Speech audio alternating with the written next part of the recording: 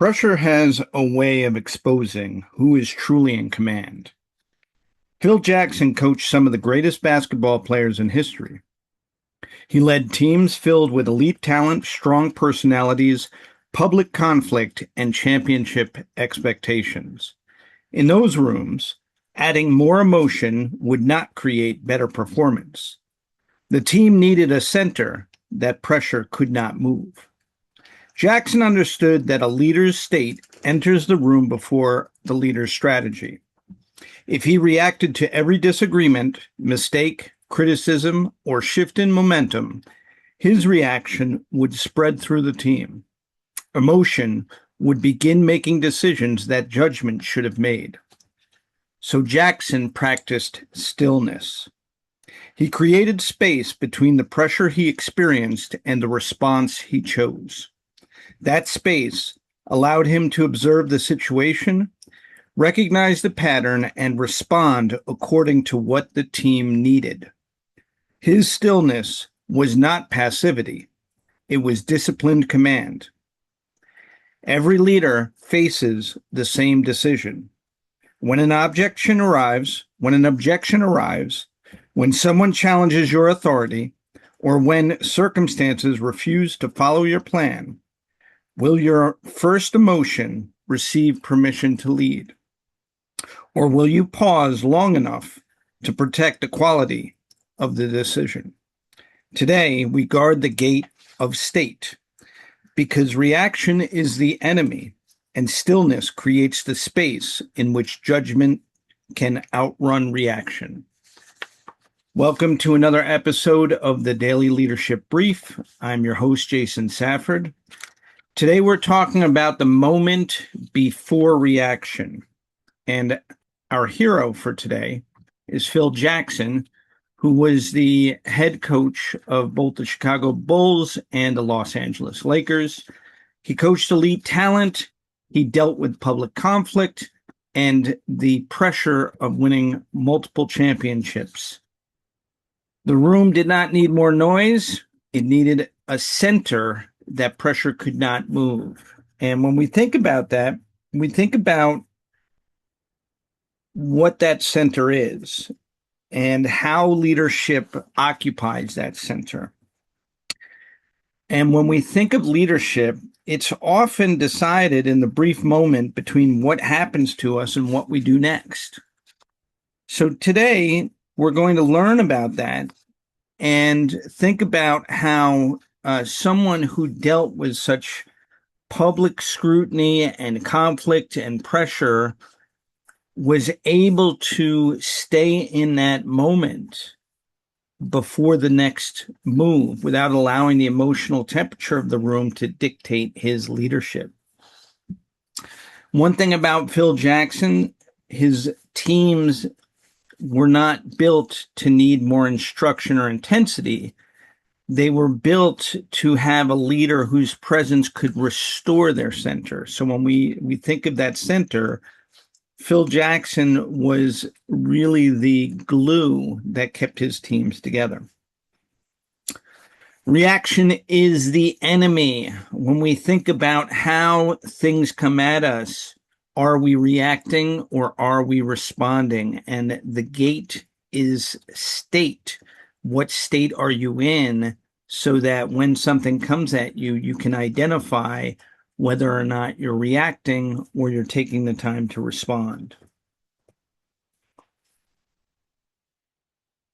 So thinking about how we make our decision, choosing to be in command of yourself. You're not going to join the noise. You're going to sit inside that pressure, breathe, recognize the pattern that continues to go on, and then choose the response. So that is how we create the command decision. From this episode, The Hero Principle, Phil Jackson used stillness as his weapon. It creates enough space for judgment to examine what emotion wants to do immediately.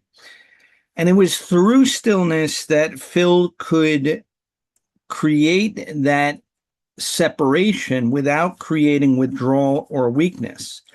So it was a disciplined position for him through which he could create purposeful action and make it possible for the players to be able to dial in and tap into their own energy through that stillness.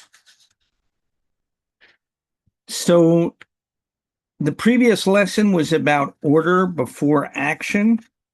And today we're testing that order under pressure, especially with the things that come at us that cause us to react, like criticism, conflict, or even resistance to what somebody is saying.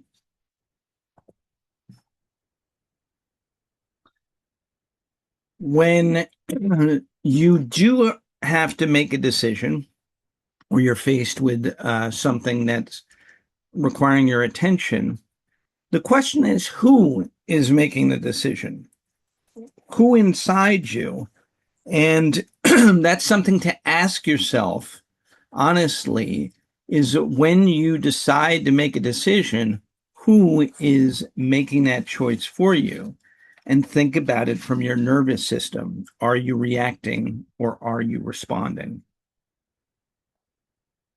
And the difference in responsiveness versus reaction is the core distinction that we're working on here. Responsiveness is about receiving a signal, testing its meaning, and selecting the action that best serves your mission as well as the mission. Reaction is surrendering your control, your judgment, and you're allowing your first emotional impulse to direct your behavior.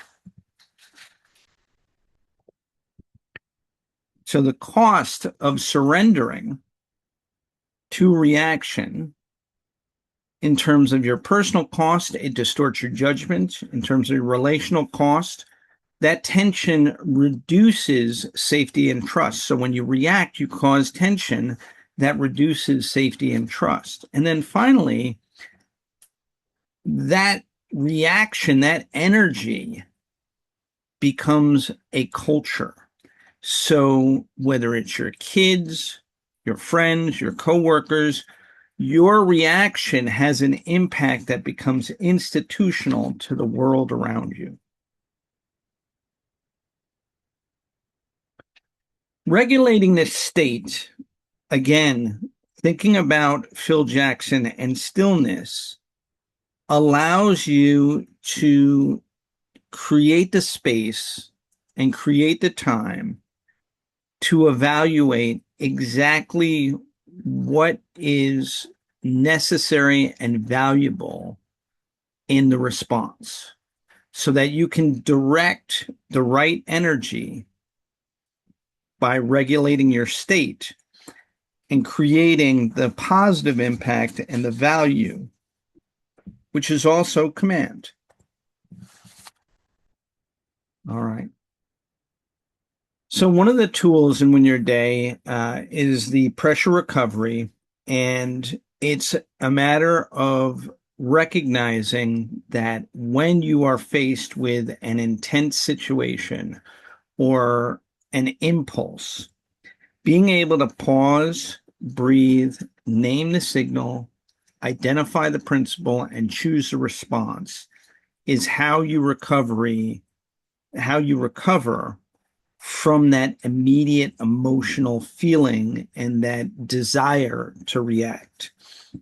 So identifying the principle in this case is that you are the one that is responsible for choosing the response. And in order to do that, you must go back to your mission and the principle that you want.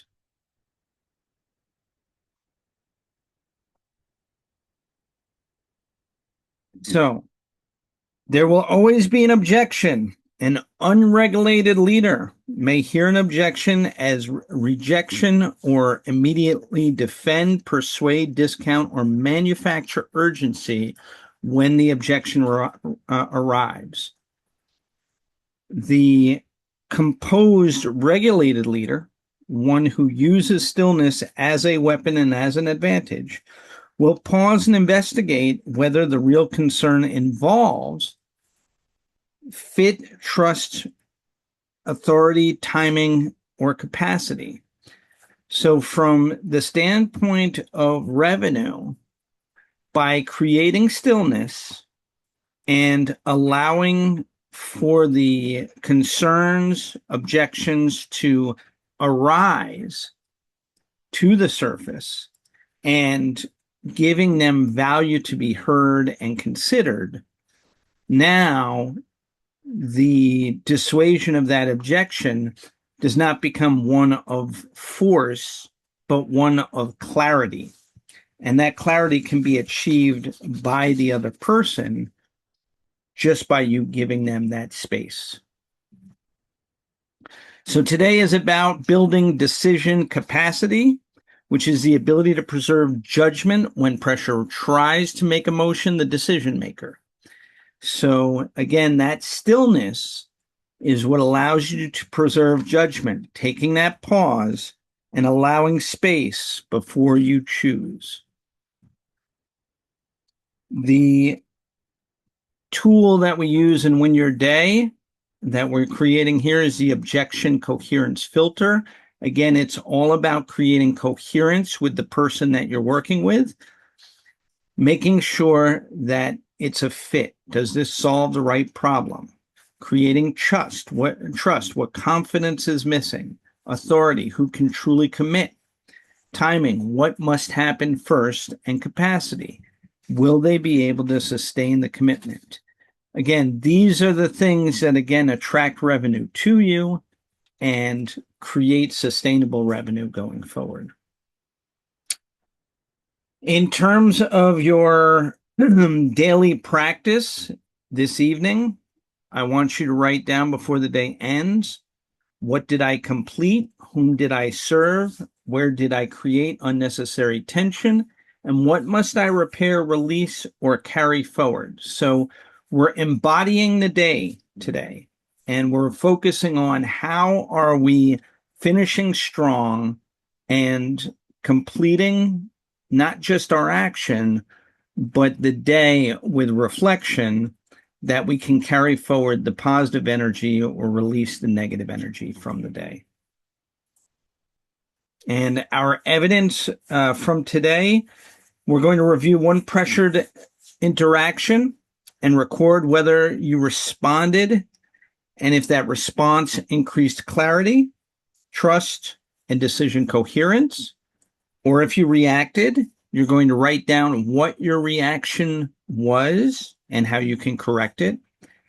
And then I want you to repair one interaction where your speed, tone, or tension made it more difficult, that reaction, for another person to think clearly or respond honestly.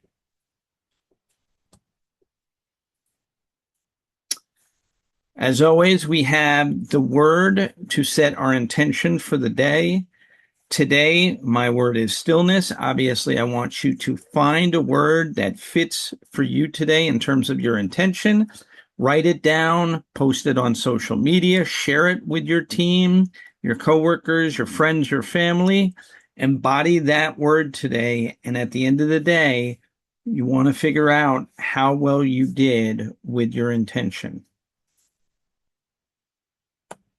As always, I'm Jason Safford. You can find me online at jasonsafford.com. You can go to the Resilience Universe to learn more about the Daily Leadership Brief and all of the fun things we have when you become a member of the Resilience Universe.